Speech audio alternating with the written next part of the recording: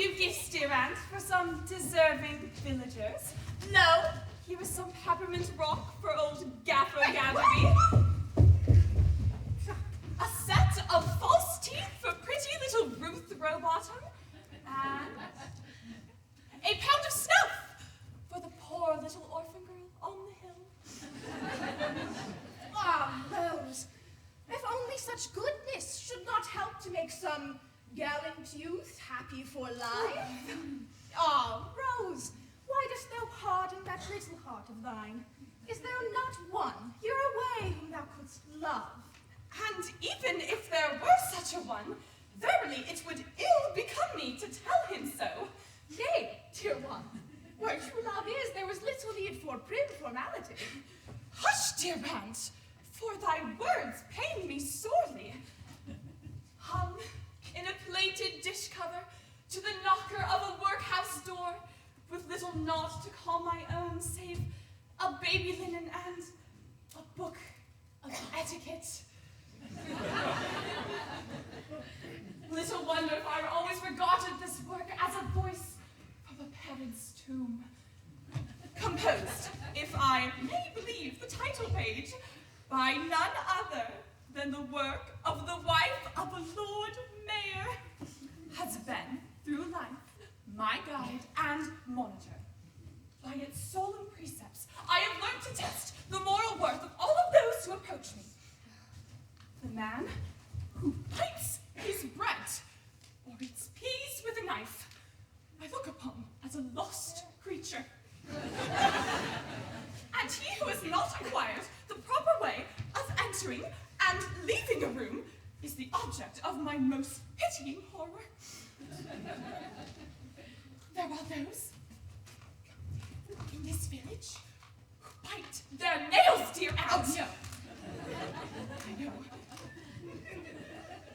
And almost all are wont to use their pocket combs in public places. No, don't see it. In truth, I could pursue this painful theme much further, but behold, I have said enough. But is there not one among them who is faultless in thine eyes? Take example for young Robin. He combines the manners of a marquis with the morals of a Methodist. Couldst thou not love him? And even if I did, how could I? For, lo, he is shy and saith not.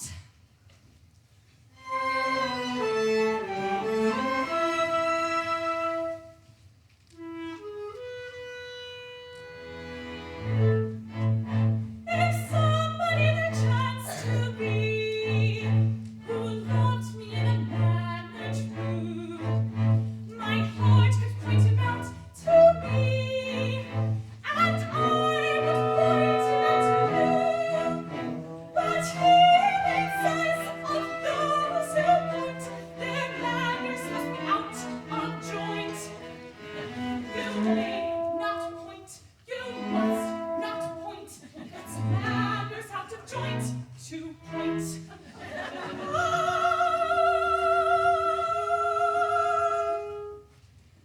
Had I the love of such as he, some quiet spot he'd take me to, then he could whisper it to me, and I could whisper it to you. But whispering I somewhere meant is contrary to etiquette. Where can it be? Now let me see. Yes, yes, it's contrary to etiquette.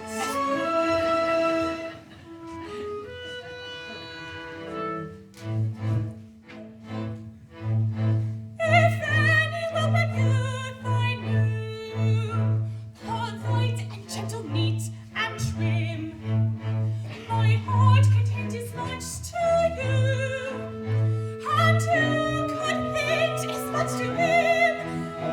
But here it says in plainest print, it's most unladylike to hint. You may not hint, you must not hint. It says you mustn't hint in print.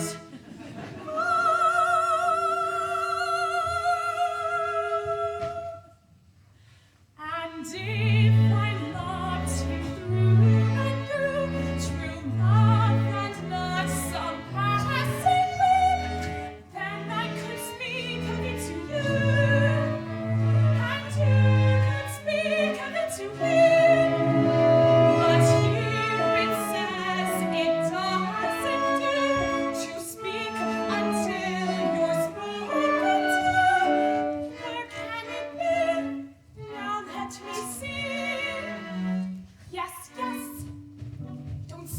till you're spoken to.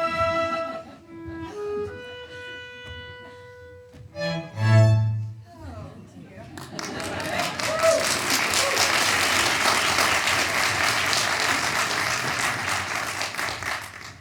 Poor aunt. Little did the good soul think when she breathed the hallowed name of Robin that he would do even as well as another, but he resembleth all the youths in this village, in that he is unduly bashful in my presence, and lo, it is hard to bring him to the point. But soft, he is here. Mistress Rose, Master Robin. I wished to say that... Is it not a fine day?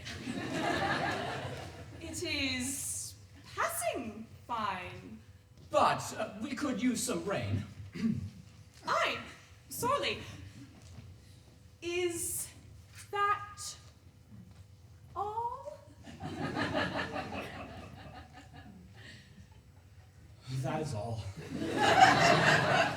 Good day, Okay, Mistress Master Rose. Robin. I beg your pardon. You are about to say? I would fain consult you. Truly? It is about a friend. In truth, I have a friend myself. Indeed? Yes, of course. And I would fain consult you. About him? About her. Let us consult one another.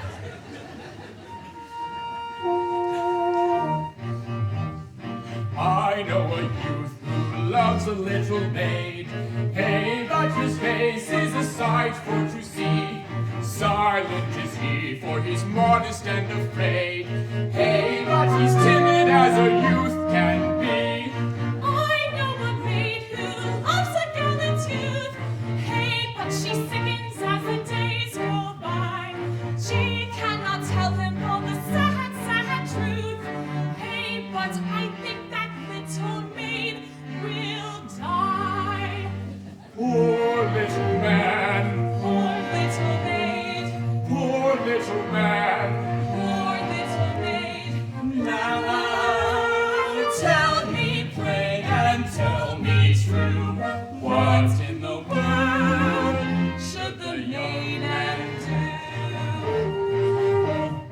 He cannot eat and he cannot sleep.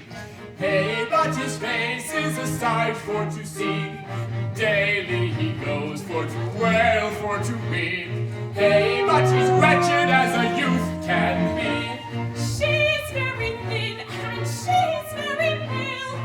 Hey, but she sickens as the days go by. Daily she goes for to weep, for to wail. Hey, but I think that little maid will die. Poor little maid, Poor little man, poor little maid. poor little man. now tell me, pray, and Tell me true, what in the world should the young maiden do? If I were the youth, I should offer her my name. Hey, but her face is a sight for to see. if I were the maid, I should fan his honest flame. Hey, but he's bashful as a youth can be. If I were the youth, I should speak to her today. Hey, but she sickens as the days go by. If I were the maid, I should meet the lad halfway. For I really do believe that timid youth will die. Poor little man, Poor little maid, poor little man. poor little maid? I thank you, sis, for your counsel true. I'll tell that youth what he ought to do.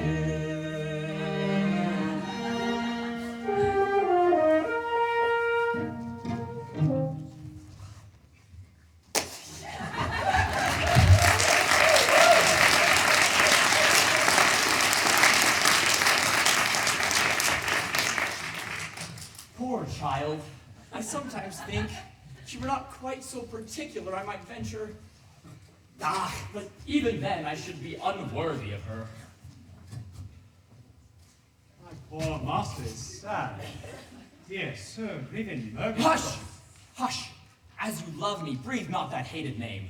You know better than anyone that 20 years ago, in horror, inheriting that title of mine and that hideous curse that with it compels every member who becomes a baronet to commit one deadly crime per day for life, I fled my home and concealed myself in this innocent fishing village. My younger brother Despard bears the title and the curse. I have been dead and buried for 20 years. Don't dig me up now. My dear master, it shall be as you wish. For have I not sworn to serve you forever in all things? Yes.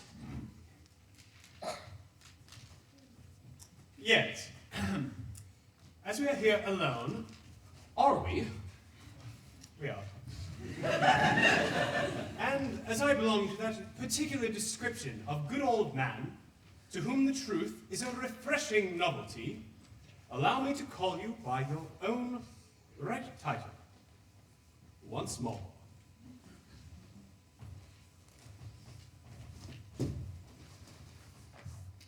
Sir Ruthven Murgatroyd, Baronet of Ruddigore, inheritor of the curse of Ruddigore. That's quite enough. Who has fled for his safety and comfort from the curse. Are you finished yet? Quite so.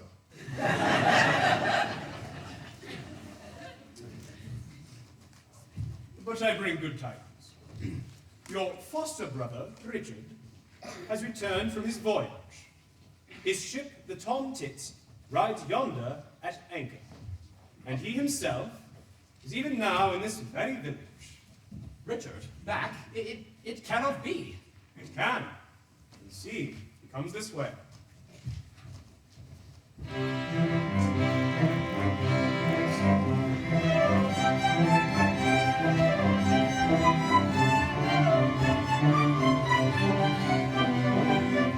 From the brightly sea comes young Richard, all victorious.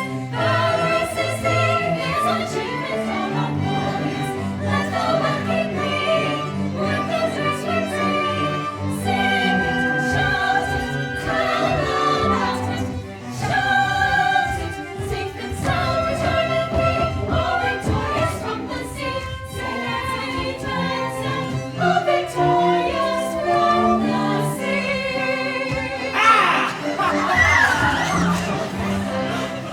I shipped, do you see, in a revenue sloop, and off Cape Finisterre. A merchantman we see, a Frenchman doing free, so we made for the bold Mounseer, do you see? We made for the bold Mounseer. But she proved to be a frigate, and she up with her ports, and fires with a 32. It coming near, but we answered with a cheer, which paralyzed the parlez-vous, you see. Which paralyzed the parlez-vous. Which paralyzed the parlez-vous? Do you see which paralyzed the parlez-vous? Then our captain he yelled, and he says he, that chap we need not fear. We can take her if we like, she is certain for to strike, though she's only a Don Mounseer, do you see? She's only a Don Mounseer. But to fight a French felon is like hitting a cow. It's a lovely thing for to do, for we with all our faults, while we're steady British salts, well she's only a poor parlez-vous, do you see? Well she's only a poor parlez-vous. Well, she's only a poor parlez-vous. Do you see? Well, she's only a poor parlez-vous. Then we up with our helm, and we scuds before the breeze as we gives a compassionating cheer. For the answers with a shout as he sees us go about, which was grateful of the poor Mounseer, do you see? Which was grateful of the poor Mounseer. And I'll wager in their joy, they kissed each other's cheeks, which is what them foreigners do. And bless their lucky stars, we were hardy British tars who had pity on a poor Barley-View, do you see? Who had pity on a poor Barley-View? Who had pity on a poor Barley-View, do you see? Who had pity on a poor Barley-View? Back up! One point!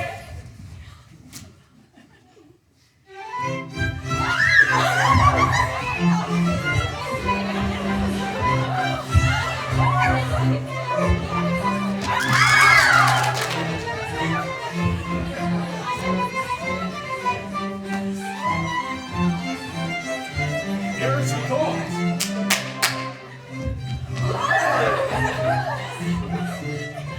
Wait!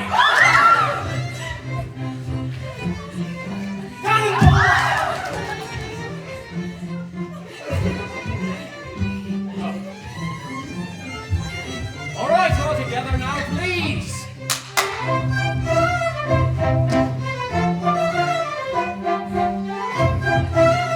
All right.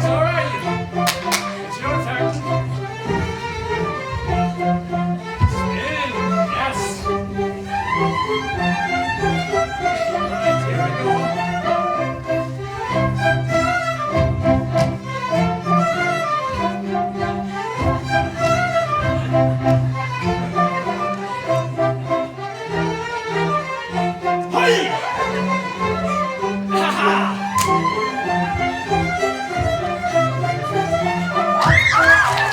Now we do how many push-ups we can into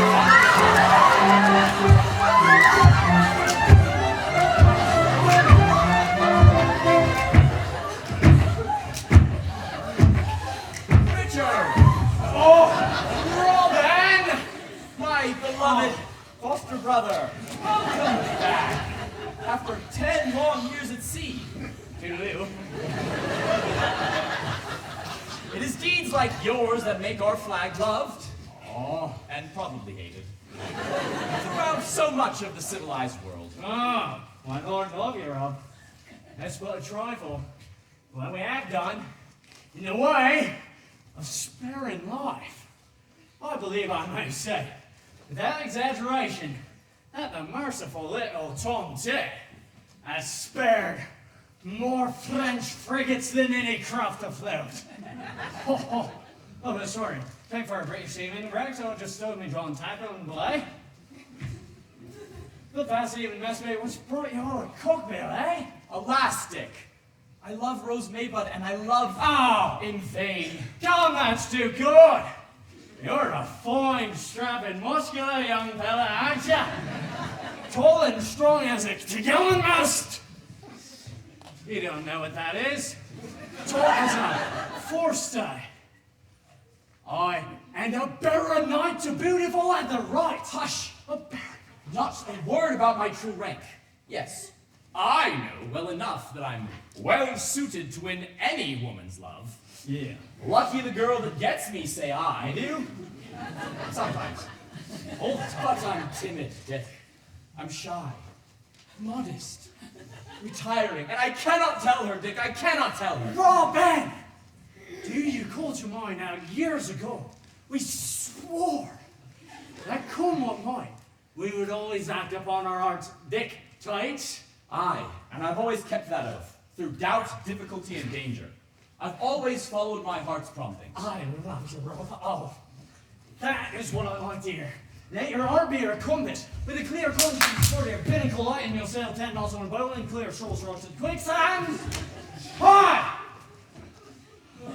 What does my heart say in this here difficult situation?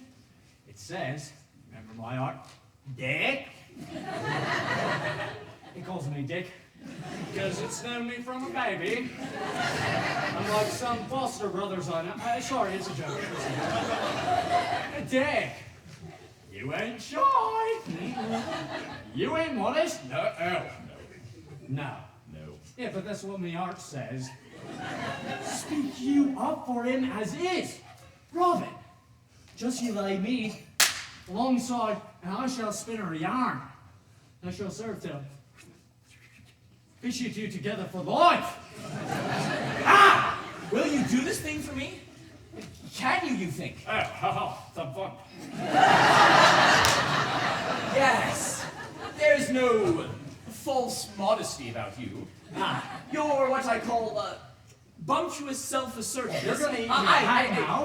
I mean it as a compliment. Oh, sorry. Has already made you a bosun, and will make you an admirable admiral in time, you incompetent old impostor. I give my right arm for 1/10 of your modest self-assurance. I will you can take it from me, that in all the afflictions accursed, with which a man saddled and hampered and out of the different in nature's the worst. Though clever as clever can be, a crichton of early romance, you must narrate and thump it and blow your own trumpet, or trust me, you haven't a chance.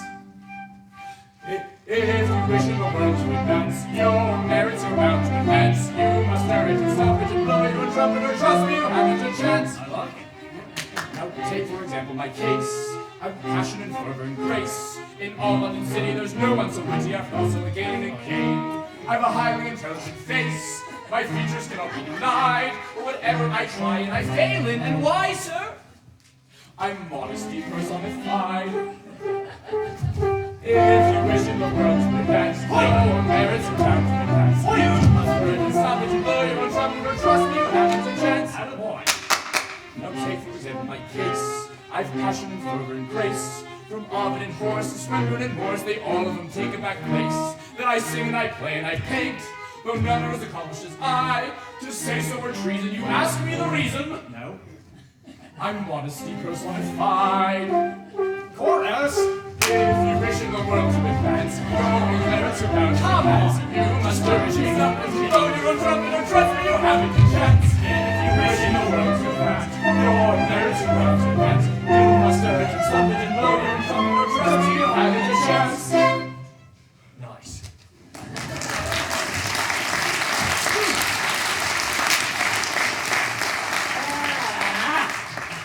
Oh, it's a thousand pities he's such a poor opinion of himself. For a finer fellow don't walk, nor jig for that matter. He for him as though it was for your own father. That's what my arts are remarking to me just now. But, oh, here she comes. Steady, steady it is. Oh! Oh! Oh!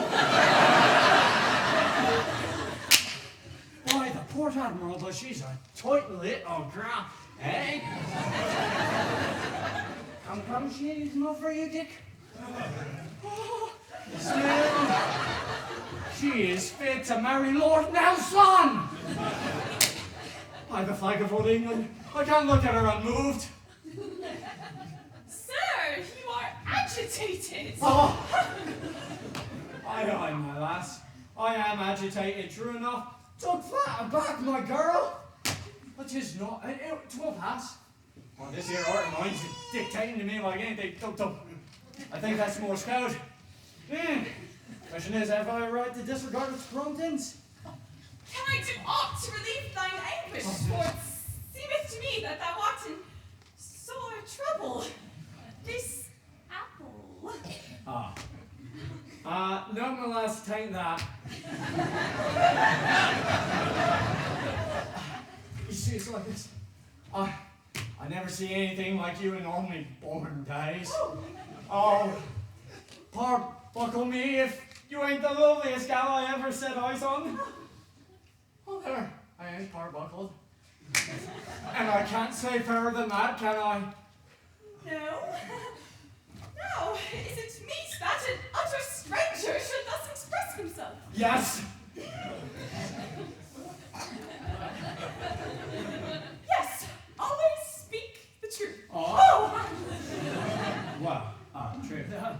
I had no thoughts of saying this to you on my own account. For truth to tell, I was chartered by another. Don't dwell on that. But when I sees you, me heart it up and it says, behave, heart. This is the very last for you, Dick. Speak up to her, Dick. Calls me Dick because we was at school together. Tell her all, Dick. Don't skulk under false colors, it's mean. Ha ha. Ha ha. Well, that's what it tells me to say in my rough common sailor fashion. I've said it, and I'm waiting for your reply, miss. I'm trembling. That's nervousness.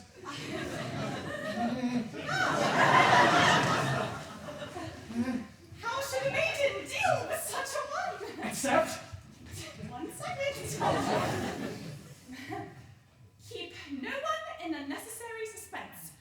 Behold, I will not keep you in unnecessary suspense. All right. In accepting an offer of marriage, do so with apparent hesitation. I take you, but with a certain show of reluctance. Avoid any appearance of eagerness, although you'll bear in mind I am far from anxious to do so. A little show of emotion will not be misplaced. Pardon this tear.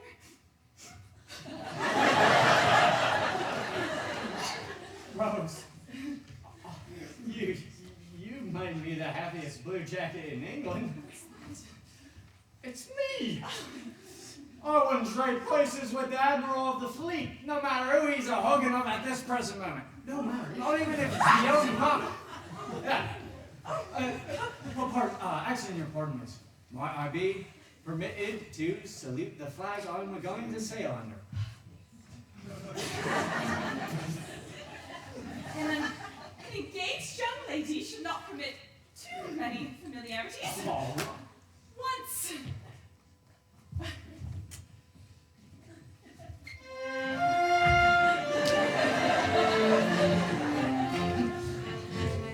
The battle's roar is over, oh my love. Embrace thy tender love, oh my love.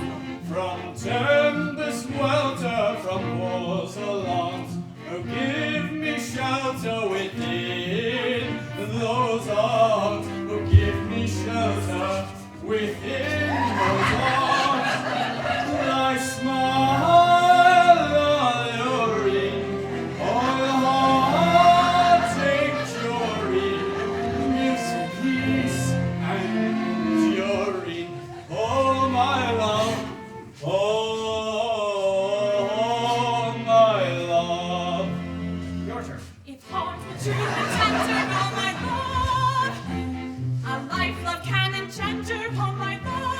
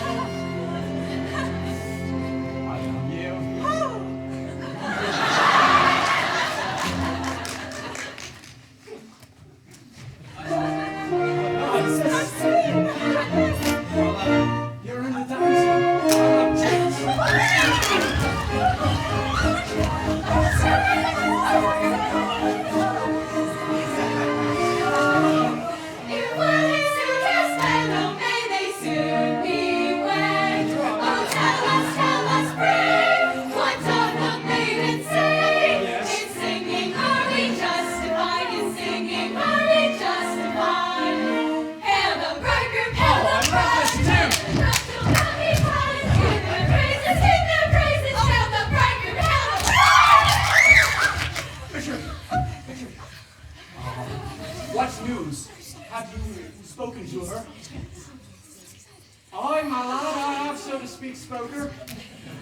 And she refuses. Well, no, I can't truly say she do. Then she accepts! My love!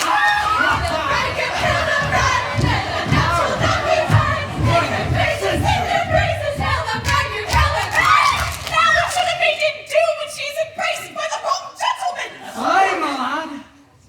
Aye, you don't understand. You see, it's like this, everybody. She accepts! But it's me!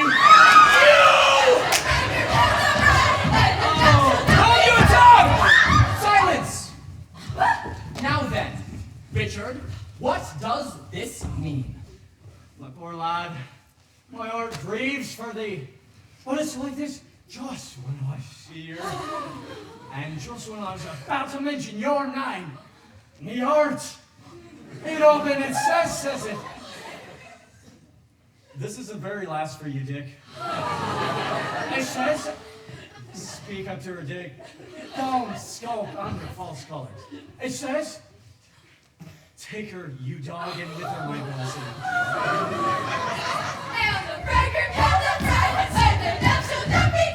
Be quiet! Go away! Vulgar girl. Lovely girls. My poor lad, what was I to do? I am bound to obey me art's dictates. Dictates! It's quite all right. I don't mind, I understand, but it is a disappointment, you know. Yeah. Oh, but sir, I knew not that thou didst seek me in wedlock, or I would not have hearkened unto this man, for Oi! he is but a lowly mariner, I'm pretty tall.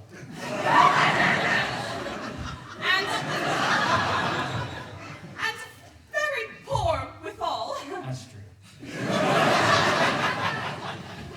Whereas thou art a tiller of the land. Thou hast fat oxen Malnourished. and sheep and swine, a considerable dairy farm, and much corn and oil. That's true, my lass. But it's done now, ain't it, Rob? It's done. But it may be that I may not be happy in thy love. Moreover, I am passing young and little able to judge. Moreover, as to his character, I know not. Nay, Rose, I'll answer for him. Broken-hearted as I am, I'll stand up for my brother through thick and thin. Oh, thank you, Rob. That's spoken honest. Thank you, Rob. But they say that sailors are but worldly men who are little prone to lead thoughtful and serious lives. And what then? Admit that Dick is not a steady character, and that when he's excited, he uses language that will make your hair curl? Why, you foster brother. Grant that, he does. It's the truth, and I'm not going to deny it. But look at his good qualities. He's as nimble as a pony. And his hornpipe is the talk of the fleet. Wait. Thank you, Rob. Thank you. That's spoken honest. But it may be that he drinketh strong waters, which do amuse a man, and make him even as the wild beasts of the desert. And if he were to drink, for I don't say that he don't, for rum's his bane, and ever has been, he does drink. I won't deny it. But a better hand at turning in a dead eye don't walk a deck. And look at his arms. Tattooed to the shoulder. Mostly imitation freckles. No. I won't hear a word against Dick. Why, thank you, Rob. You're a true friend. I've acted according to me art's dictates, and such orders as them, no man should disobey. Sailing all life's oceans wide, no doubt the fortune will guide. With song of sea and fragrant wind, yourself and poet you'll surely find. My heart says to this maiden shrike, she's captured you, she's just the sort of girl you like. You know you do. If other men her heart should gain, I shall resign. That's what it says to me quite plain. This heart of mine, this heart of mine. My heart says you've a prosperous lot, with acres wide. You mean to settle all you've got upon your bride. It don't pretend to shake my axe by word or sign. That's what it says to me quite plain. This heart of mine, this heart of mine. 10 minutes since my heart said right, it now says black. It then said left, it now says right. Heart's often tack, I must obey its latest strain. You tell me so, but should it change its mind again, I'll let you know, I'll let you know. Sailing all life's oceans wide, no doubt the heart should be your guide. But it is awkward when you find a heart that does not know its time. A heart that does not know its mind. A heart that does not know its mind. A heart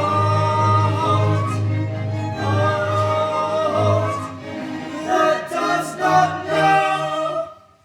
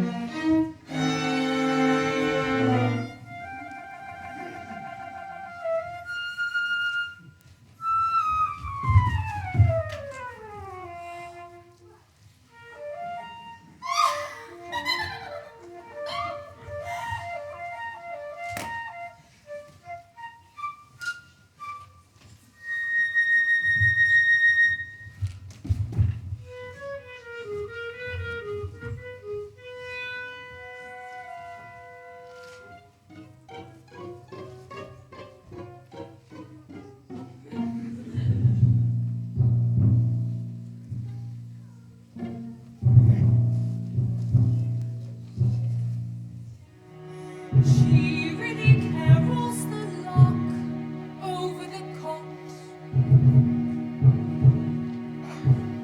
Merrily whispers the lock, scratching a blot. But the lock and the clock, I remark, comfort me not.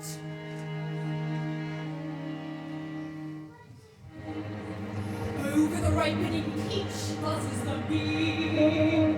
Splash on the billowy beach tumbles the sea. As the peach and the beach they reach, nothing to me. And why? Who am I?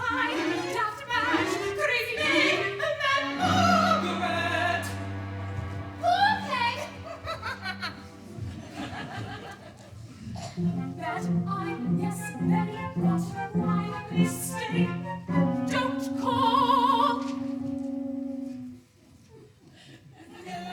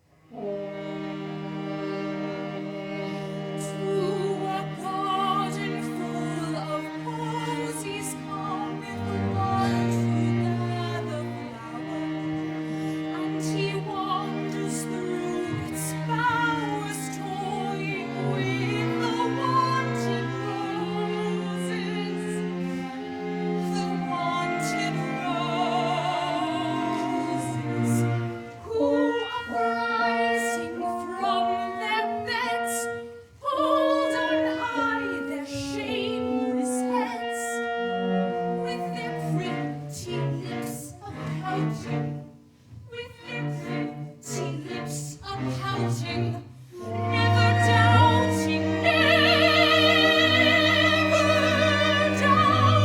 that the Cytherean posies he would gather aught but roses.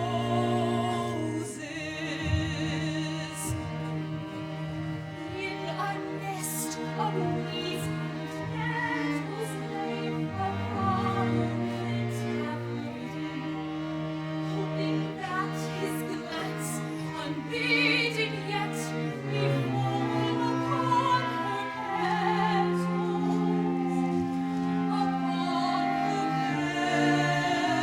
petals, for she lived alone apart, humbly nestling at her heart. But alas, the cruel awaking, alas, the cruel awaking, set her little heart a-breaking, for he gathered for his posies only roses, only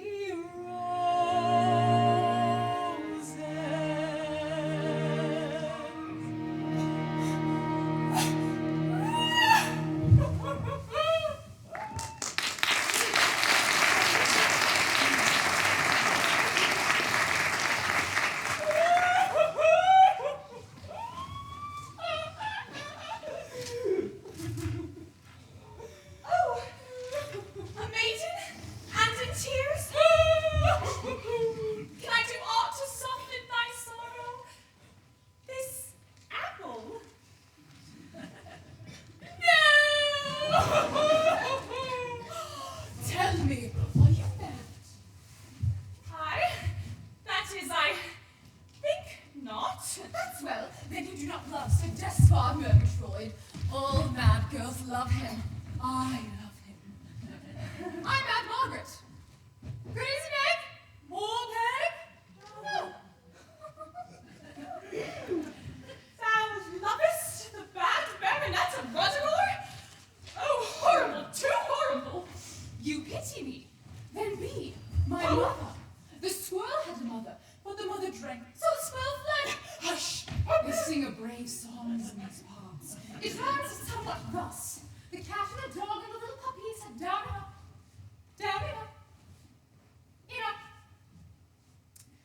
Well, I've forgotten what they sat down in, but so the song goes. Listen, I've come to pinch her. Mercy, whom? You mean who? Nay, it is the accusative after the verb. True, I've come to pinch Rose Maybud. Rose Maybud! I love him, and he loved me. But that's all gone. I did. He gave me an Italian glance, thus, and made me his. And he shall give her an Italian glance, and make her his. But it shall not be, for I will stamp on her, stamp on her, stamp on her.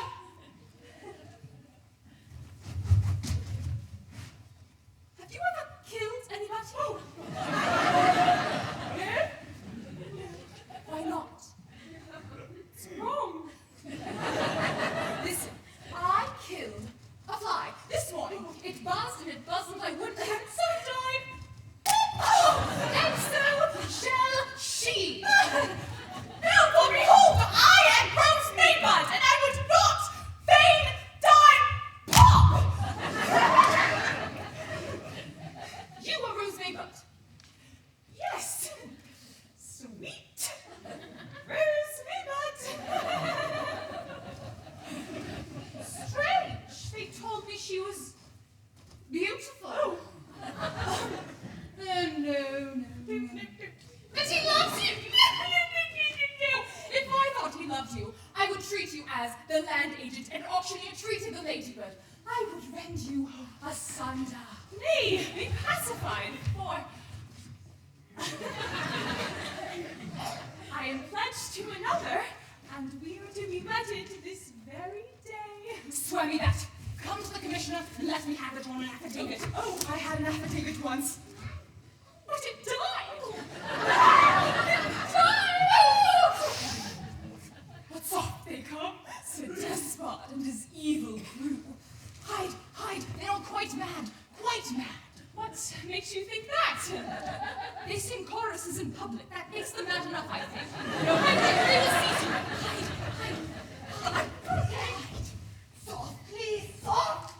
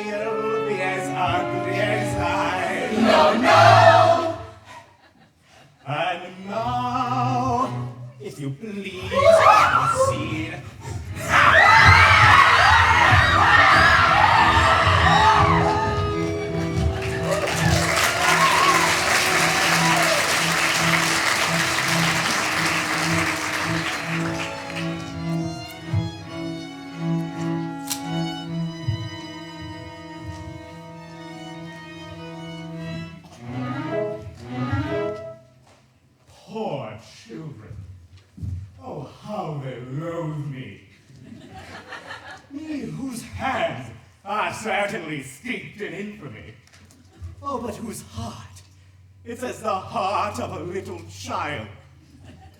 But what is a poor baronet to do when a whole picture gallery of ancestors step down from their frames and threaten him with an excruciating death if he hesitates to commit his daily crime? But I am even with them. I get my crime over with first thing in the morning, and then for the rest of the day, I do good. I do good, I do good, I do good.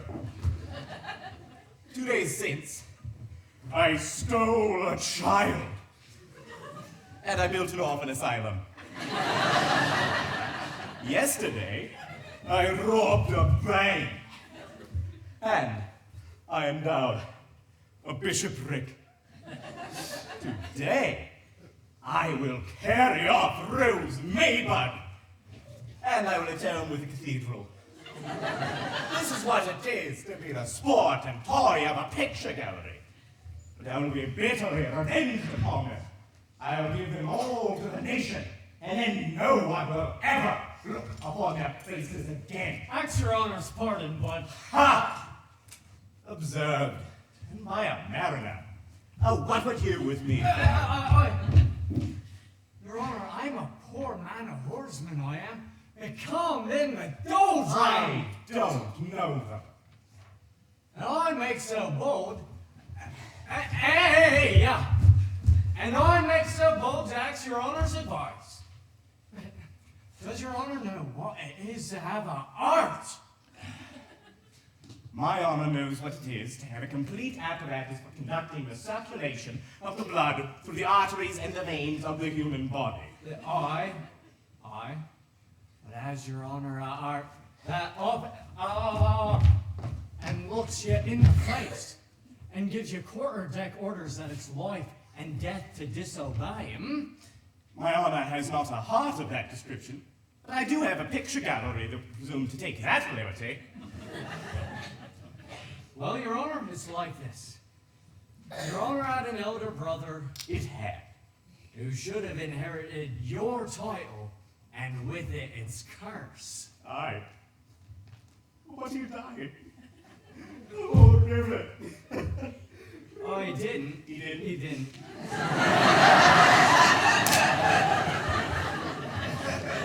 On the contrary, he lives in this here very village under the name of Robin Oakapple, and he's gonna marry Rose Maybud this very day. He's going to marry Rose Maybud? Can this be possible? Well, what I was going to ask, your honor, is, ought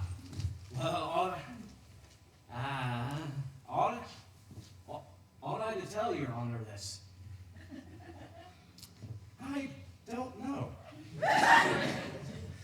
It's a delicate point. I think you should, but I'm not sure. That's what my art says to me. It says to me, oh, you'll like my art, sir. It dwells in obscenity. Dick, it calls me Dick, because it's entitled to take that liberty. Dick. That a young gal would recoil from him if she knew what he really were. Ought you to stand off and on and let this young gal take this step and never fire a shot across her bows to bring her to? No, it says. You did not ought, and I won't ought according then. So, you really mean to tell me that you find yourself at liberty to tell me that my elder brother lives, that I may charge him with his cruel deceit, and transfer to his shoulders the hideous thraldom under which I have labored for so many years? Free? I'd be free at last. Free to live a blameless life, and to die, beloved and regretted by all who knew me. Thank you, sir. Your Honor.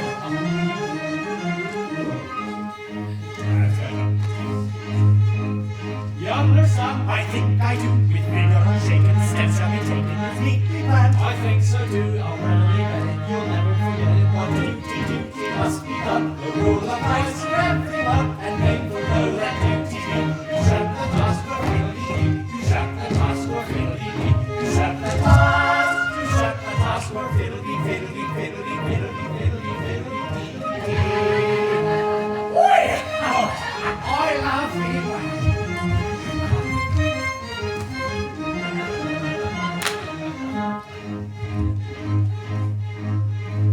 The bridegroom comes, Like voice of bride, the maidens are merry elated, and merry they are her tongues. to lash the bride, were almost a pity, the pretty committing. Duty must be done. The rule applies to everyone, and painful though that duty be. To shut the task or fiddly-dee. To shut the task or fiddly-dee. To shut the task. To shut the task or fiddly-fiddly-fiddly-fiddly-fiddly-fiddly-fiddly-dee. Ha! So, let's say I'm Rose Maybud. Oh, you won't marry me? No! Ha ha ha ha! Let's go, let's go. Point!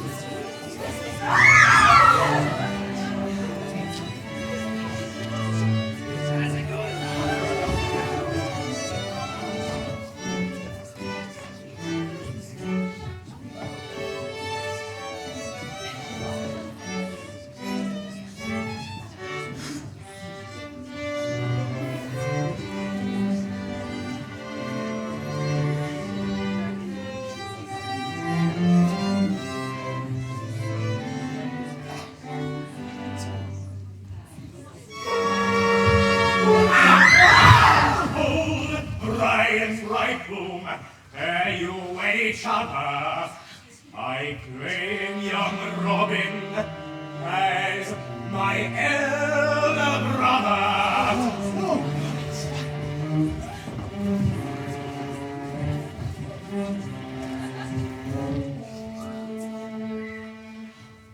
His rightful title I have long enjoyed. I claim him as Sir Ruthven Murgatroyd. A wonder!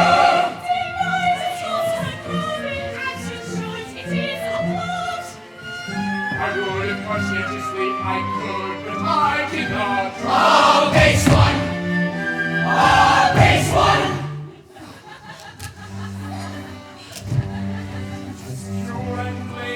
peasant, I cannot, I regret, deny this truth unpleasant. I am that baronet. He is that baronet. But when completely rated, that baronet am I. That I am what he stated, how recklessly deny. He'll recklessly deny. I know that one, I will tell Terradin. He'll tell Terradin when he's a bad part. I'll play a bad part on the closest of fiddles. On very false fiddles he'll play a bad part. But until that takes place, I must be conscientious. He'll be conscientious until that takes place. Do with good grace my moral sentence. His moral sentences are due with good grace. Are due with good grace and his moral sentences. When he's a bad part, he will tell Terradin. On very false fiddles he'll play a bad part. He'll play a bad part on the falsest of fiddles. He'll tell Terradin when he's a bad part. When he's a bad part, he will tell Terradin. On very false fiddles he'll play a bad part. He'll play a bad part on the falsest of fiddles. He'll tell Terradin when he's a bad part. When he's a bad part, he will tell Terradin. When he's a bad part, he will tell Terradin. He'll play a bad part on the falsest of fiddles.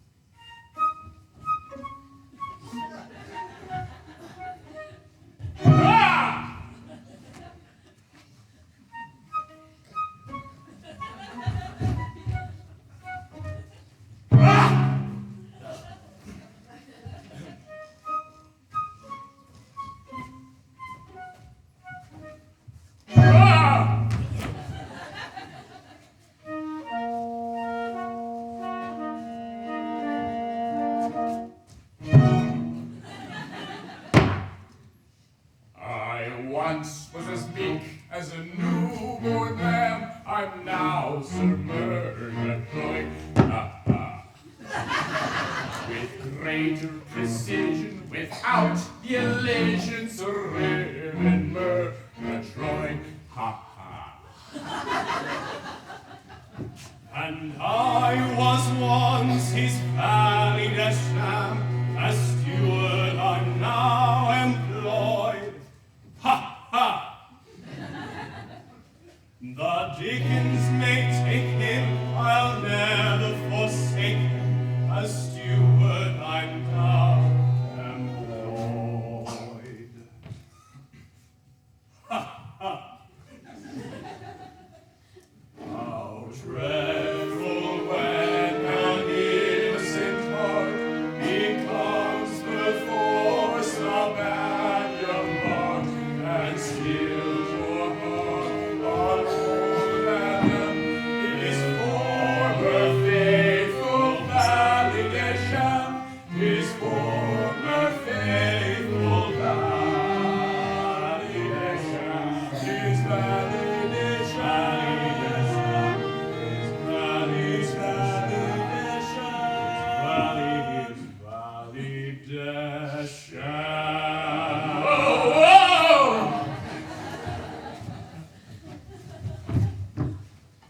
This is a painful state of things, old Adam. Painful indeed. For when I swore to serve you forever in all things, little had I thought to what a pass it might bring me. The confidential advisor to the greatest villain unhung, Sir Ruthven Murgatroyd, Baronet of Ruddigore, possessor of his proper title and his proper curse. Finished yet? Ah, yes. Now, sir, to business. What crime do you propose we commit today? How should I know? As my confidential advisor, it's your duty to suggest something. Sir, I loathe the life you are leading. But a good old man's oath is paramount, and I obey.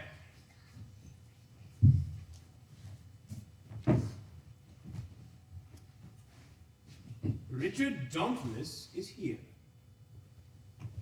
with pretty Rose Maybud, to ask your consent to their marriage.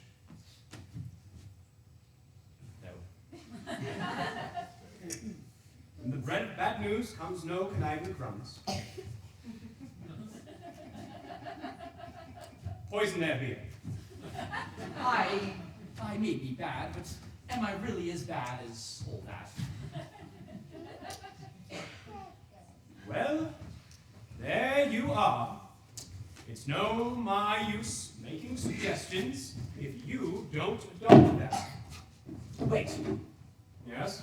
how would it be, you think, if, with hideous guile and horrible cunning, I were to lure him here, and then, by the aid of a good stout post Yes? and some strong rope, bind him, and then, by degrees and hideous faces, freeze the blood in his veins and the very marrow in his bones?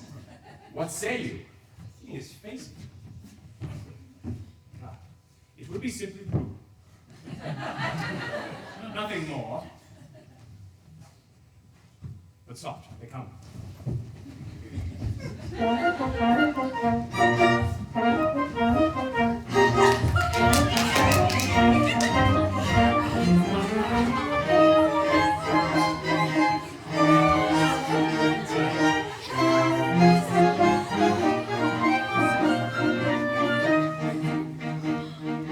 Happily coupled are we, ye see. I am a jolly Jack Tar, my star, and you are the fairest, the richest, and rarest of innocent lasses you are. By far of innocent lasses you are. And by favor and gale you'll sail over life's treacherous sea with me. And as for bad weather, we'll brave it together, and you shall creep under my lee, my wee. And you shall creep under my lee, my wee. For you are such a smart little craft, such a neat little sweet little craft, such a bright little tight little slight little white little trim little prim little craft.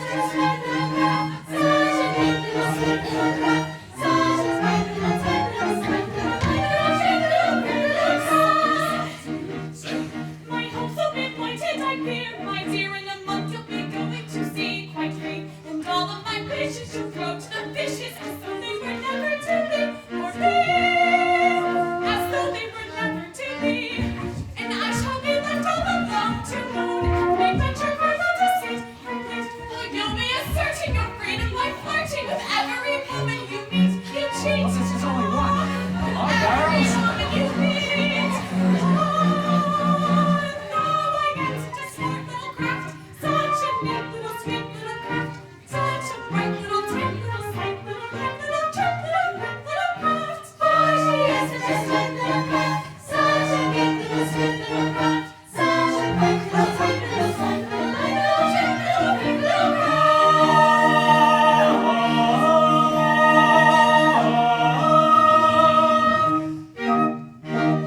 It's good.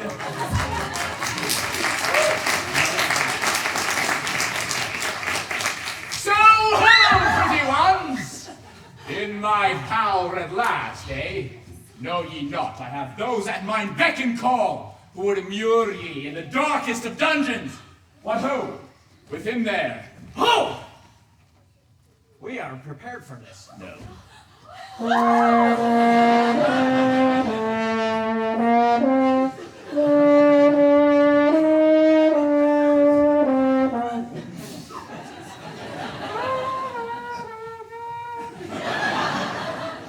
This is a flag that none dare defy. And while this glorious rag afloats above Rose Maybud's head like so, like seen in the diagram, oi, the man does not live who dare to lay unlicensed hand upon her, and your hands, sir, do not have a license. Foiled! and by a Union Jack. But a day will come, and then... Nay! Let me plead with him. Sir Ruthven, have pity. In my book of etiquette, the case of a maiden about to be wedded to one who unexpectedly turns out to be the bad Baronet of Ruddigore was not considered. Time was when you loved me madly. Prove that this was no selfish love by according your consent to one who, if he be not you yourself, is the next best thing. Your dearest friend. Take her. I yield. All right. La la la la la la.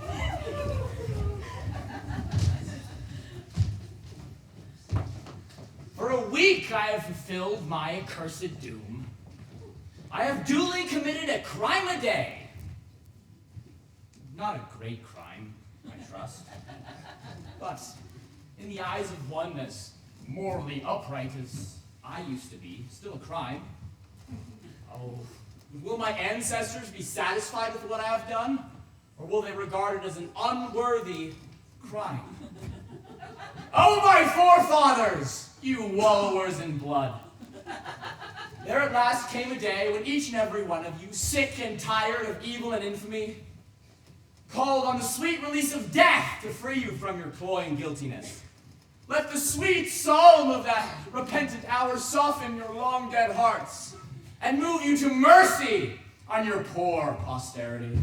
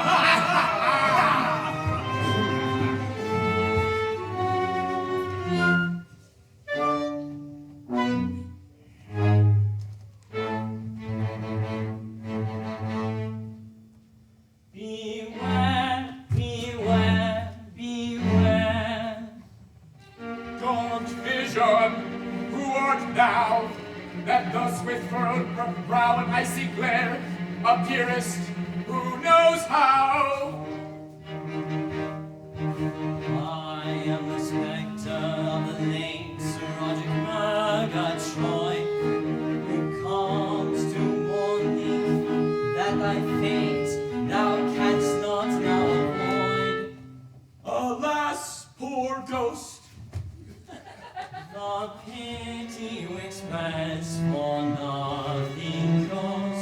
We spectres are a jollier crew than you perhaps suppose. We spectres are a jollier crew than you perhaps suppose.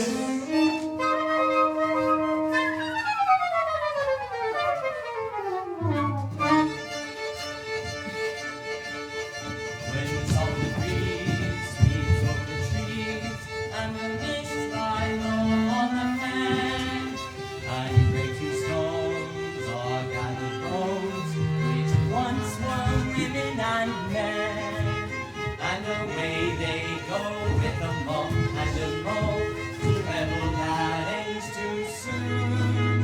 For hot rolling is a holiday, then is a ghost high noon. For then is a ghost high noon. High noon, then is the ghost high noon. And then each goes with his daily toss to the churchyard and takes flight, with a kiss perhaps on a lantern chaps, and a grisly grin good night. And the welcome knell of the midnight bell rings forth its joyous tune. Then ushers in our next high holiday. There is a ghost high noon. Oh, then is a ghost high noon. High noon, then is the ghost high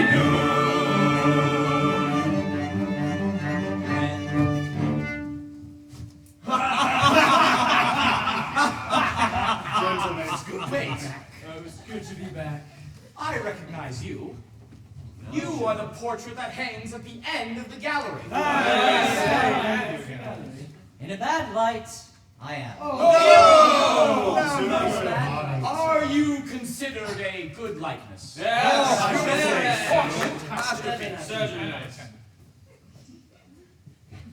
Pretty well. Flattering. Because you are but a poor work of art.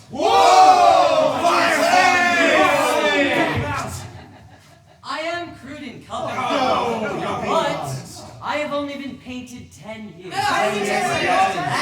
And in a couple of centuries, I will be considered an old master. Halfway there, boss. Then you will be sorry you spoke lightly of me.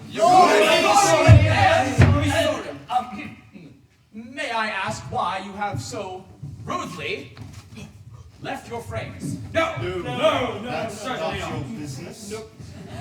It is our duty to see that our successors commit their daily crimes in a conscientious and workmanlike fashion. Good words. It is also our duty to remind you that you are evading the conditions under which you are permitted to exist. Well, I like that. I haven't been a bad baronet but a week. And I have truly committed a crime each day. Let us inquire into this.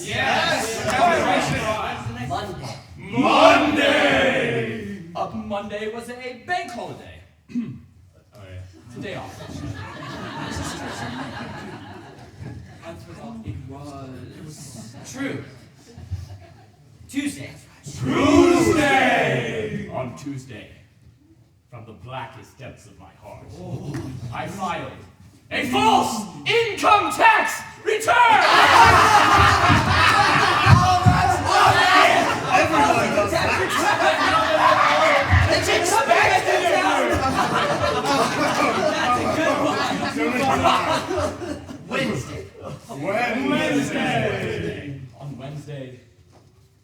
kicked a puppy.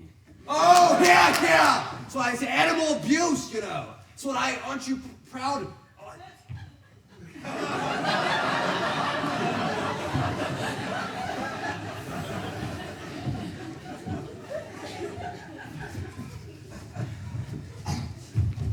Pass the puppy, I think. It's The less than parents is I offended. expected. It's not really much. But, It's not much. I suppose. yes, maybe this one. Yes. Pass the puppy. Thursday. Thursday! On Thursday, I forged a will. Okay.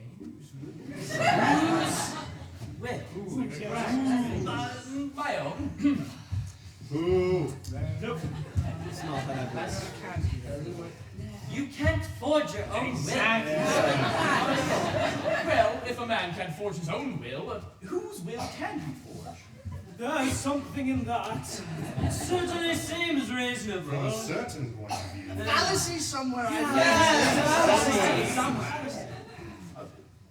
That if a man can, if it is his will, he may do what he likes with it.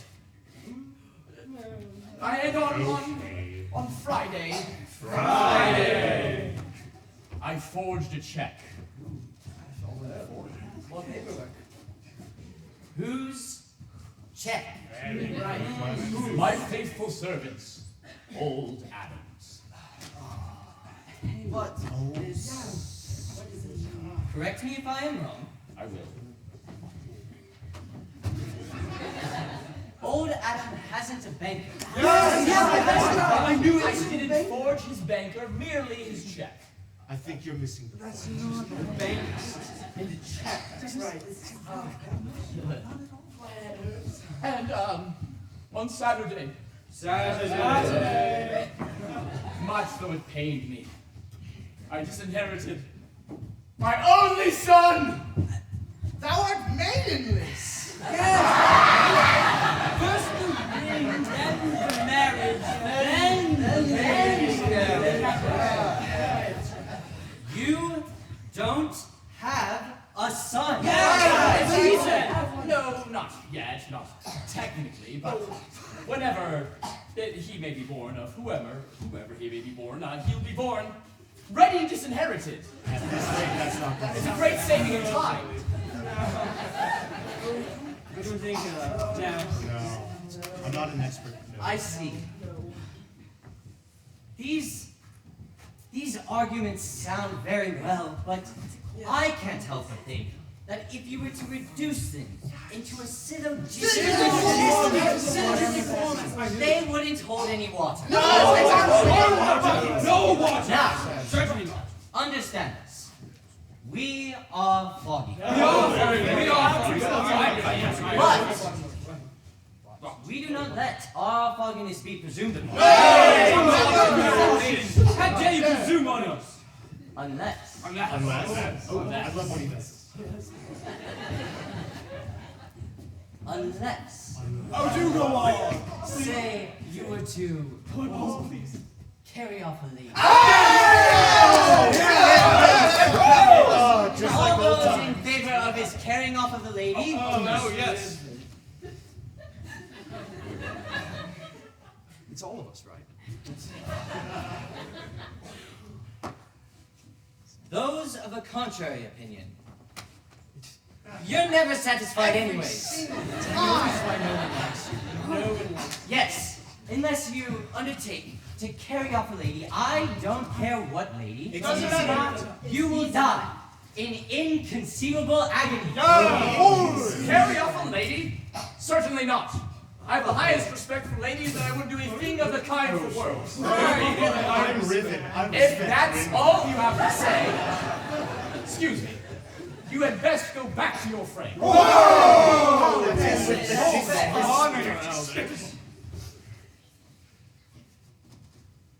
Very well. Then, let the agonies commence.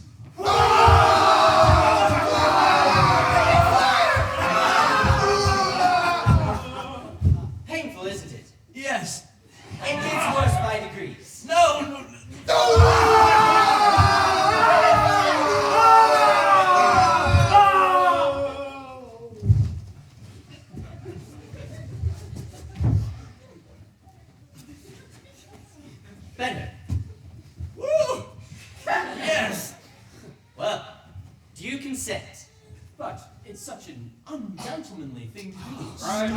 gentlemen. You as Crime is ungentleman. As you please.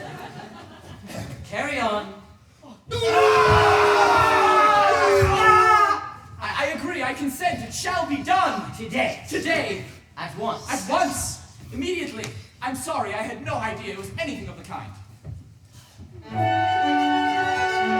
He yields, he answers to our call. We do not ask for more. A sturdy fellow after all this latest Ruddigore.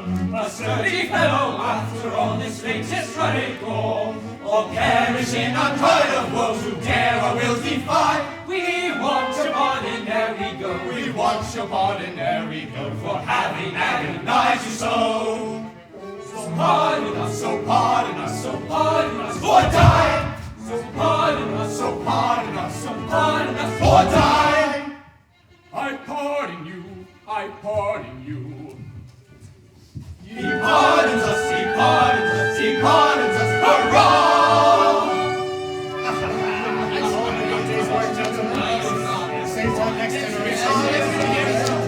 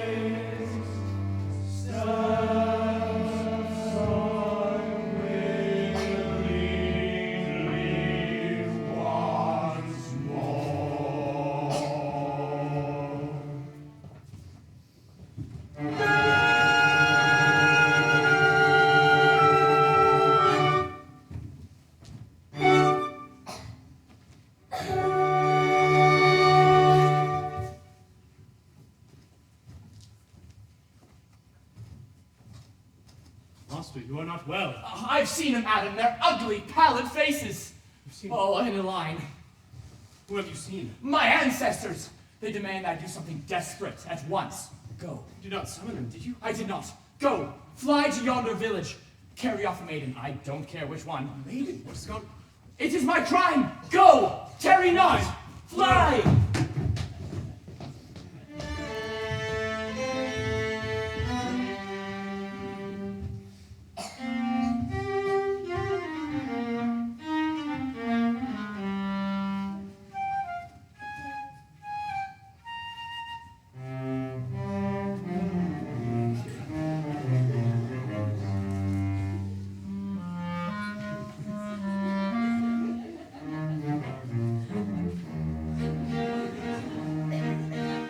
Once was a very abandoned person. Making no boast of evil chances. Nobody could conceive a worsen. Even in all the old romances. I blush for my wild extravagances.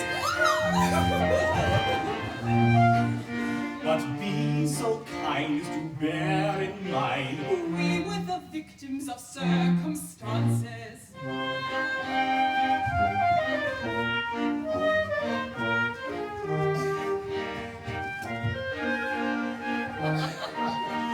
That is one of our blameless chances.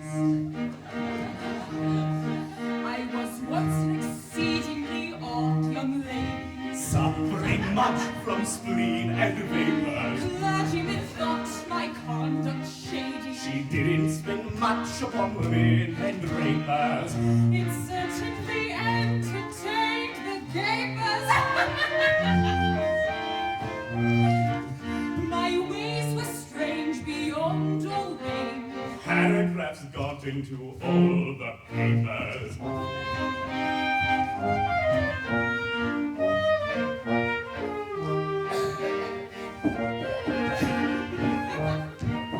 We only cut respectable papers.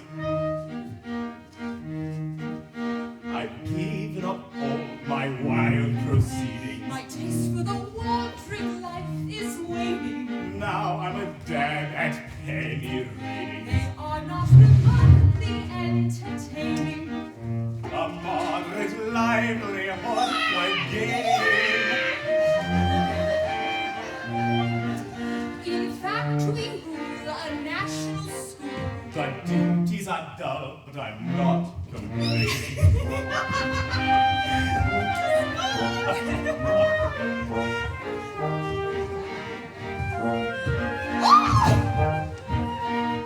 This sort of thing takes a deal of training. We have been married a week. One happy week. Our new life, It's delightful indeed. so calm. So unimpassioned. Master, all this I owe to you. See, I am no longer wild and untidy. My hair is combed, my face washed, my boots fit. Oh, Margaret, don't. Remember, you are now a district visitor. A gentle district visitor. You are orderly, neat.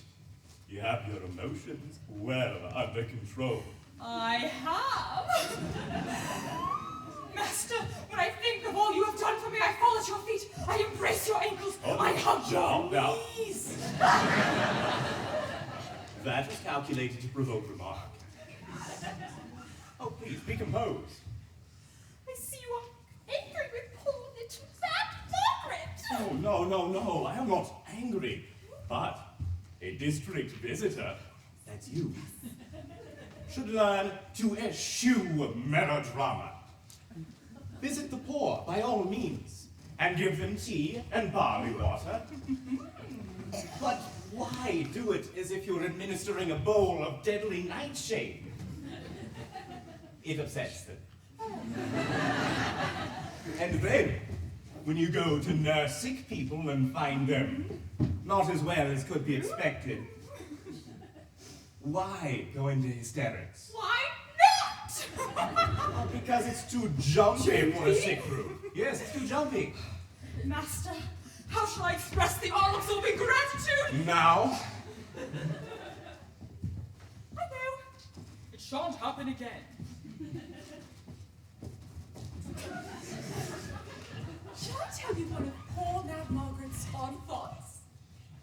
Well then, sometimes when I am sitting, and the pale moonlight streams through the latticed casement, strange fancies crowd upon my poor mad brain, and I sometimes think that if we could happen upon a word with hidden meaning like Basingstoke. You remember Basingstoke?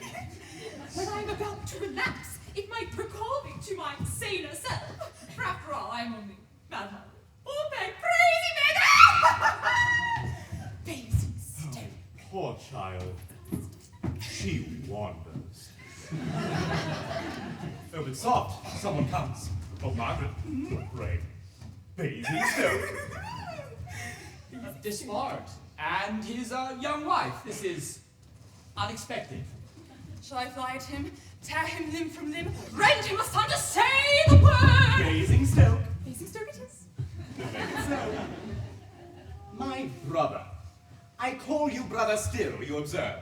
We have come to urge you to abandon the evil courses to which you have committed yourself, and at any cost, to become a pure and blameless ratepayer. But I've done no wrong yet. He's done no wrong, do you hear him? Oh, Basingstoke. Basingstoke it is. My brother, you forget that you have been, in the eyes of the law, a bad Baronet of Ruddigore for 10 years. And you are therefore responsible, in the eyes of the law, for all of the horrible misdeeds committed by the unhappy gentleman who occupied your place. Oh, bless my heart, I never thought of it like that. Was I very bad?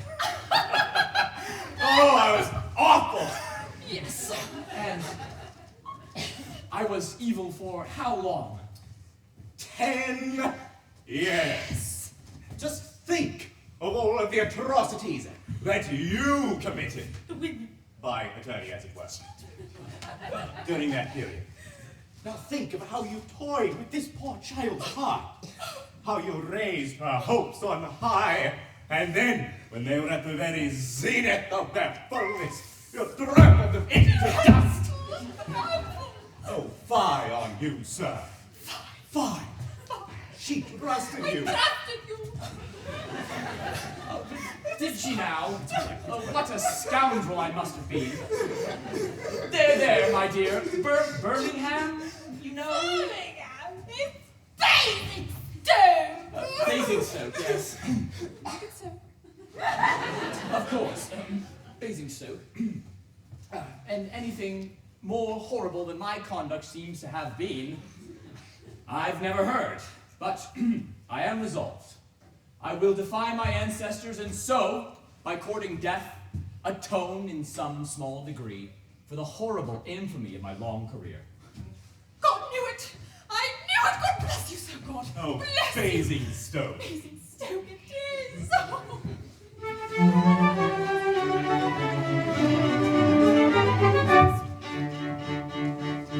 My eyes are fully open to my awful situation. I shall go at once to Roderick and make him an oration. I shall tell him I've recovered my forgotten moral senses, and I don't care tuppence halfpenny for any consequences. No, I do not wish to perish by the sword or by the dagger, but a martyr may indulge a little pardonable slight, and a word or two of compliment my vanity with flattery. Come back tomorrow, so it really doesn't matter. So it really doesn't matter. So it really doesn't matter. So it really doesn't matter. So it really doesn't matter. So it really doesn't matter. So it really doesn't matter. So it really doesn't matter. Matter. If I were not a little mad and genuinely silly, I should give you my advice and focus something that will be new. I should show you when and all time to grapple with the question, and you'd truly be astonished at the cost of my suggestion. The secretary will write to you a valuable letter full of excellent suggestions when I get a little better. But if hasn't time to free the time as bad as he had, so I'll keep it to myself. My opinion doesn't matter. Her opinion doesn't matter. Her opinion doesn't matter. Her opinion doesn't matter. Her opinion doesn't matter. My opinion doesn't matter. Her opinion doesn't matter. Her opinion doesn't matter. If I had been so lucky as to have a steady brother who could talk to me as we are talking now to one another, who could give me good advice when he discovered I was adding, which is just the very thing of which I knew I could beg. My existence would have made a rather interesting riddle, and I would have been denied a very decent in the middle. Particularly rapid, unintelligible pattern isn't generally heard. If it is, it doesn't matter. If it is, it doesn't matter. If it is, it doesn't matter. If it is, it doesn't matter. If it is, it doesn't matter. This particularly rapid, unintelligible pattern isn't generally heard. If it is, it doesn't matter. This particularly rapid, unintelligible pattern isn't generally heard. If it is, it doesn't matter. Matter.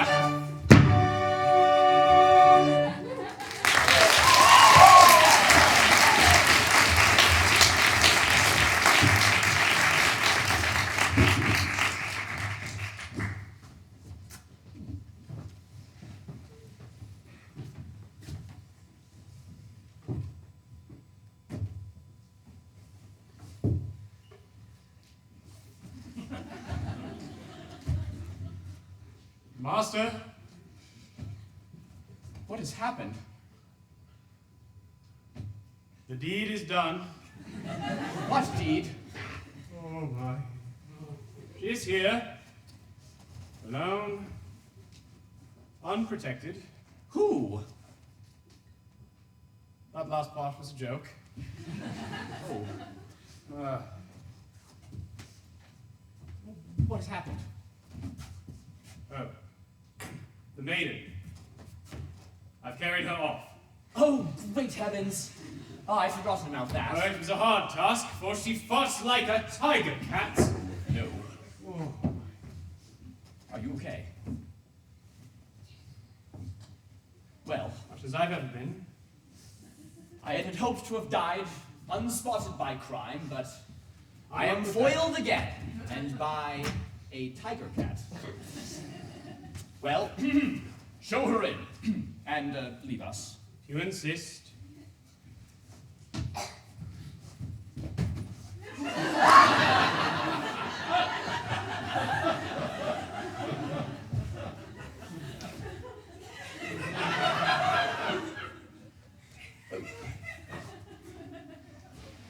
Good luck.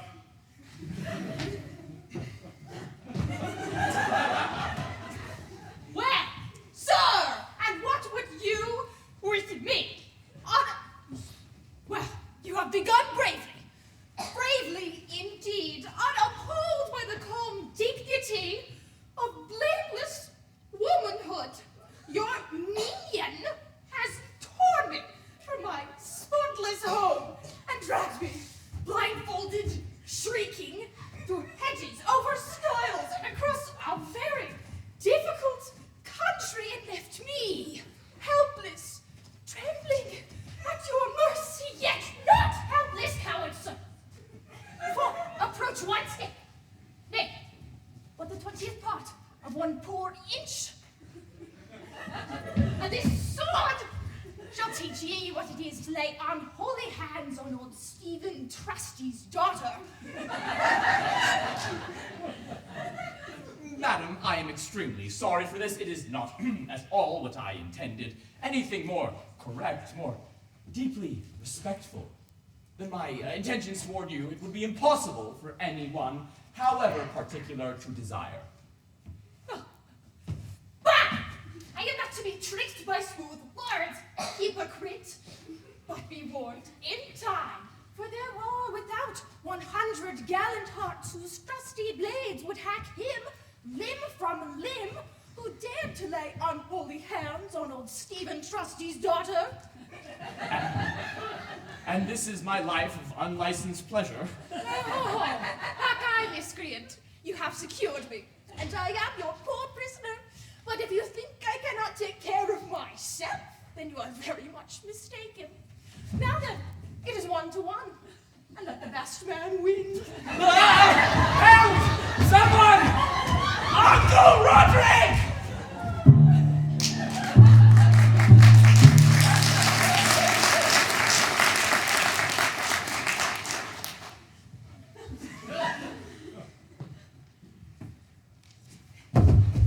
What is the matter? Oh, have you carried her off yet? I have. Look there. She terrifies me. Little mannequin? Roddy Doughty? My own old love. Why are you here? Oh, this brute, he carries me off. Bodily. And I show him.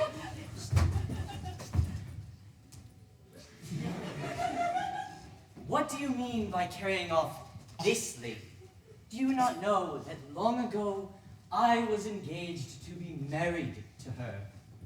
I am very angry. Very angry indeed. Now I hope in future when assigning Hold me- your tongue. Yes, Uncle.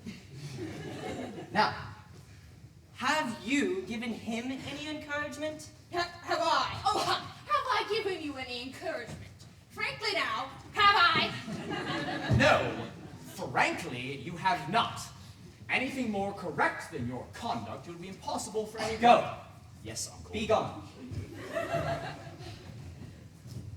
This is a strange meeting after all this time. Very.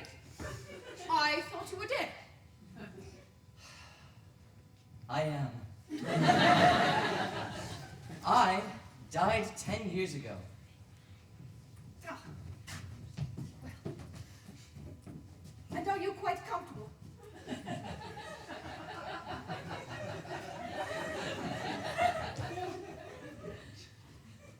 Yes? Well, you don't deserve to be, for I loved you all the while, dear, and it pained me very sorely to hear of all your goings on, you bad boy. Stop it, both of you. This intrusion is unmannerly. I am surprised at you. I'm sorry, I can't stop to explain. Uncle, Yes. a Baronet of Ruddigore may only die for refusing to commit his daily crime, yes? Yes. And, therefore, to refuse to commit a crime is tantamount to suicide. Correct. But in this great nation of England, suicide is in itself a crime. And so, by your own showing, you never should have died at all. I see. Then I'm practically alive.